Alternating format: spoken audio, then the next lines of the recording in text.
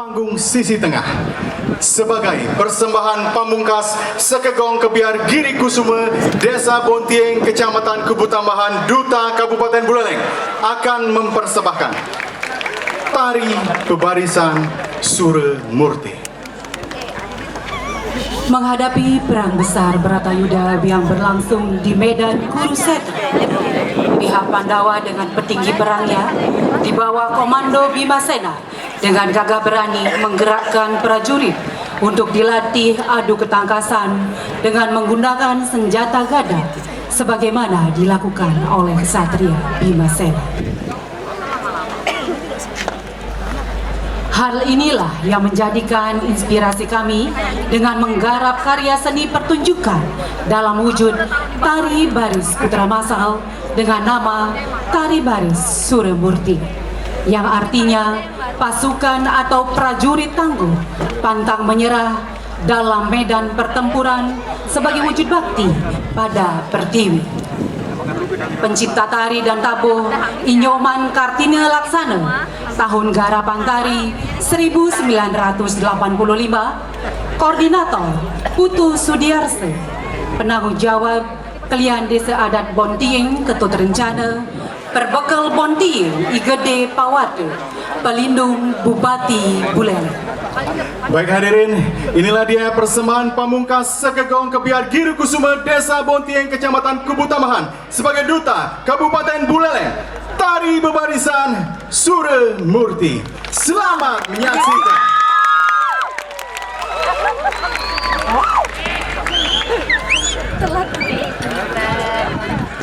Yes. Yes.